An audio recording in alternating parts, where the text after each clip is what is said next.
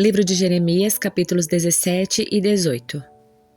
O pecado de Judá está escrito com cinzel de ferro gravado na ponta de diamantes em seu coração de pedra e nas pontas dos seus altares. Até seus filhos adoram nos altares e nos postes dedicados a Aserá, debaixo de toda a árvore verdejante, e no altar das colinas, nos montes e nos campos. Entregarei todas as suas riquezas, seus tesouros e seus santuários idólatras como despojo para seus inimigos, porque o pecado corre solto na terra. A herança que reservei para vocês lhes escapará por entre os dedos. Farei que seus inimigos os levem como prisioneiros para uma terra estrangeira, pois minha ira se acendeu como fogo e arderá para sempre. Assim diz o Senhor: maldito é quem confia nas pessoas, que se apoia na força humana e afasta seu coração do Senhor. É como arbusto solitário no deserto, não tem esperança alguma. Habitará em lugares desolados e estéreis, numa terra salgada, onde ninguém vive. Feliz é quem confia no Senhor, cuja esperança é o Senhor. É como árvore plantada junto ao rio, com raízes que se estendem até as correntes de água. Não se incomoda com o calor e suas folhas continuam verdes. Não teme os longos meses de seca e nunca deixa de produzir frutos. O coração humano é mais enganoso que qualquer coisa e é extremamente perverso. Quem sabe de fato o quanto ele é mau? Eu, o Senhor, examino o coração e provo os pensamentos. Dou a cada pessoa a devida recompensa de acordo com suas ações. Como a perdiz que choca ovos de outro pássaro, assim são os que obtêm riquezas por meios injustos. Na metade da vida perderão suas riquezas, no final não passarão de velhos tolos. Nós, porém, adoramos diante do teu trono eterno e exaltado e glorioso. Ó Senhor, esperança de Israel, todos que se afastarem de ti serão envergonhados. Serão enterrados no pó da terra, pois abandonaram o Senhor, a fonte de água viva. Ó Senhor, se me curares, serei verdadeiramente curado. Se me salvares, serei verdadeiramente salvo. Louvo somente a ti. As pessoas zombam de mim e dizem: onde está a mensagem do Senhor? Por que suas profecias não se cumprem? Senhor, eu não abandonei meu trabalho como pastor do teu povo. Não pedi que enviasse calamidades. Ouviste tudo o que eu disse. Senhor, não me aterrorizes. Somente tu és meu refúgio no dia da calamidade. Traze vergonha e desespero sobre os que me perseguem, mas não permitas que eu fique envergonhado e desesperado. Traze sobre eles um dia de calamidade. Sim, traze sobre eles destruição em dobro. Assim me disse o Senhor: vá e fique junto aos portões de Jerusalém. Primeiro junto ao portão por onde o rei entra e sai, depois junto a cada um dos seus outros portões. Diga ao povo: ouçam esta mensagem do Senhor, reis de Judá, todo o povo de Judá e todos os habitantes de Jerusalém. Vocês todos que passam por estes portões, assim diz o Senhor, ouçam a minha advertência, parem de negociar junto aos portões de Jerusalém no dia de sábado. Não trabalhem no sábado, mas façam dele um dia santo. Foi o que ordenei a seus antepassados, mas eles não deram ouvidos nem obedeceram, recusaram-se teimosamente a prestar atenção e não aceitaram minha disciplina. Se contudo vocês me obedecerem, diz o Senhor, e não negociarem junto aos portões da cidade, nem trabalharem no sábado, se o guardarem como dia santo, então o rei e seus oficiais entrarão e sairão por esses portões para sempre. Sempre haverá um descendente de Davi sentado no trono em Jerusalém. Os reis e seus oficiais entrarão e sairão em carruagens e a cavalo no meio do povo de Judá, e esta cidade permanecerá para sempre. De todas as partes ao redor de Jerusalém, das cidades de Judá e Benjamim, das colinas do oeste, da região montanhosa e do Neguebe virá gente para apresentar holocaustos e sacrifícios. Trarão ofertas de cereal, incenso e ofertas de gratidão ao templo do Senhor. Mas se vocês não me ouvirem e não guardarem o sábado como dia santo, e se nesse dia trouxerem cargas de mercadorias pelos portões de Jerusalém, como nos outros dias, porei fogo nesses portões. O fogo se espalhará até os palácios e os consumirá, e ninguém será capaz de apagar as chamas. O Senhor deu outra mensagem a Jeremias: desça até a casa do oleiro e eu falarei com você ali. Fui à casa do oleiro e o encontrei trabalhando na roda, mas o vaso de barro que ele estava fazendo não saiu como desejava. Por isso ele amassou barro e começou novamente. Então o Senhor me deu esta mensagem: ó Israel, acaso não posso fazer com vocês o mesmo que o oleiro fez com o barro? Como o barro está nas mãos do oleiro, vocês estão nas minhas mãos. Se eu anunciar que uma nação ou reino será arrancado, derrubado e destruído, mas essa nação não abandonar seus maus caminhos, não a destruirei como havia planejado. E se eu anunciar que plantarei e edificarei uma nação ou reino, mas essa nação praticar o mal e não quiser me obedecer, não a abençoarei como havia declarado. Portanto, Jeremias, vai e proclame a todo o povo de Judá e aos habitantes de Jerusalém: assim diz o Senhor, planejo calamidades para vocês e não o bem. Por isso, cada um abandone seus maus caminhos e faça o que é certo. Não perca seu tempo. O povo respondeu: Continuaremos a viver como quisermos e a seguir os desejos teimosos do nosso coração perverso. Portanto, assim diz o Senhor: quem ouviu coisa igual a essa, mesmo entre as outras nações? Israel, minha filha virgem, fez algo terrível. Pode a neve desaparecer do alto dos montes do Líbano? Podem secar-se os riachos que correm desses montes distantes? Meu povo, contudo, me abandonou e queima incenso de ídolos inúteis. Tropeçaram e saíram dos caminhos antigos e andam por trilhas lamacentas. Portanto, sua terra ficará desolada, será um monumento à sua tolice. Todos que passarem por lá ficarão pasmos e balançarão a cabeça em espanto.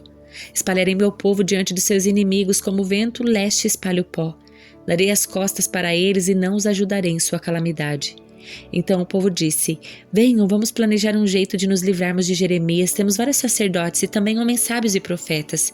Não precisamos que ele nos ensine a lei e não precisamos dos seus conselhos e profecias. Vamos espalhar boatos a seu respeito e ignorar o que ele diz. Senhor, olhe para mim, ouve o que dizem meus inimigos. Acaso se paga o bem com o mal? Cavaram um buraco para me matar, mesmo eu tendo intercedido por eles e tentado protegê-los da tua ira.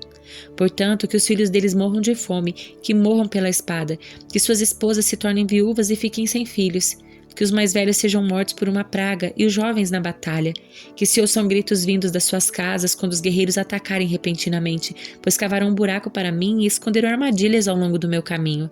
Senhor, tu conheces os planos que fizeram para me matar. Não os perdoes por seus crimes nem apague seus pecados. Que eles morram diante de ti. Trata-os de acordo com a tua ira. Livro de Isaías, capítulo 22.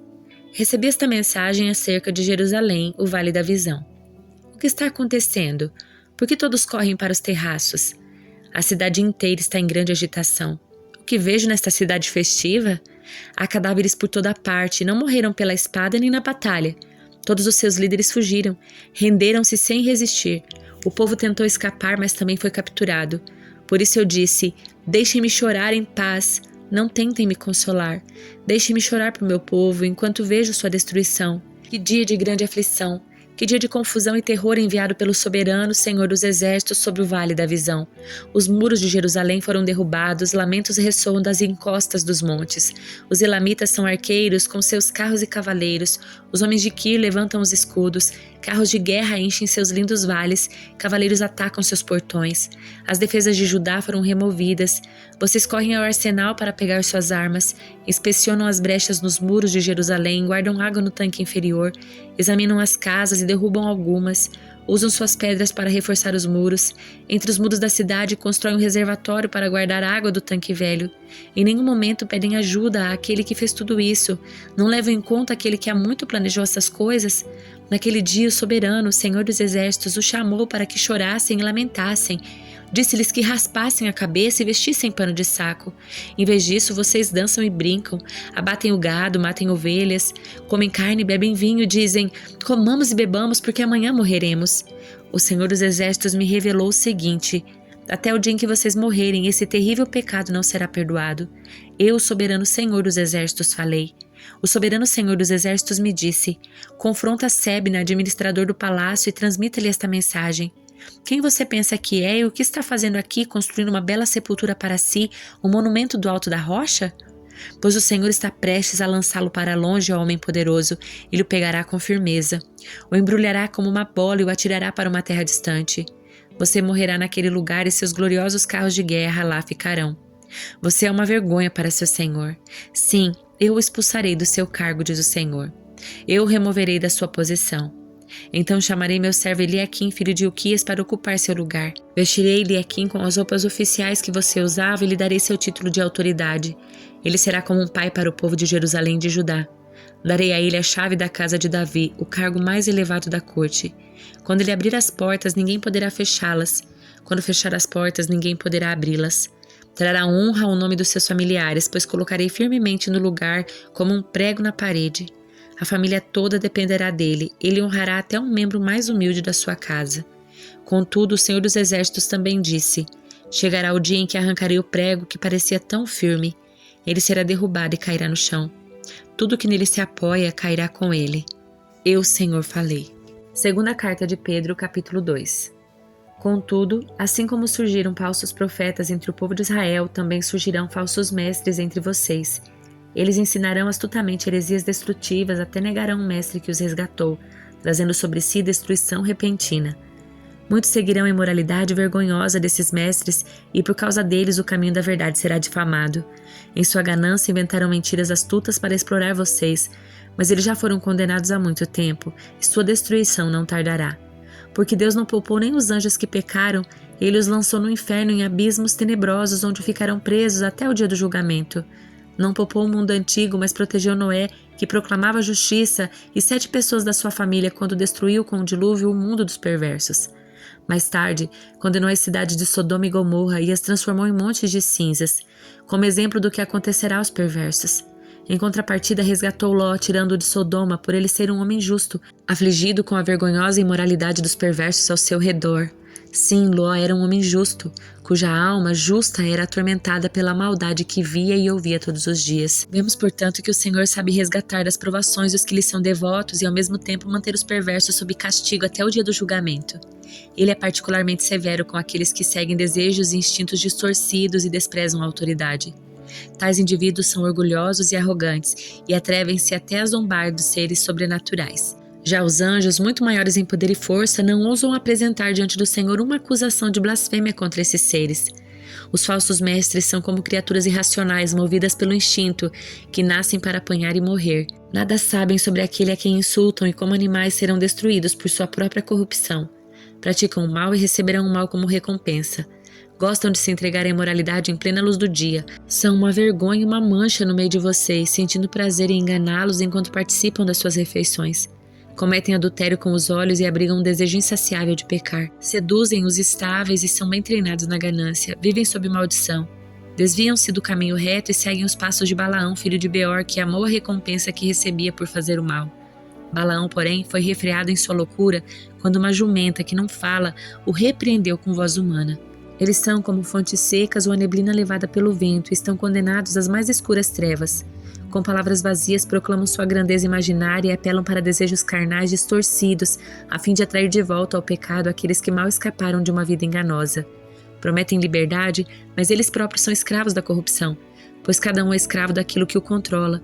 E quando alguém escapa da maldade do mundo ao conhecer nosso Senhor e Salvador Jesus Cristo, mas depois se deixa emaranhar e se escravizar novamente pelo pecado, está pior que antes. Teria sido melhor nunca haver conhecido o caminho da justiça do que, conhecendo-o, rejeitar a ordem recebida para viver de modo santo. Nele se confirmam os provérbios: o cão volta ao seu próprio vômito e a porca lavada volta a revolver-se na lama.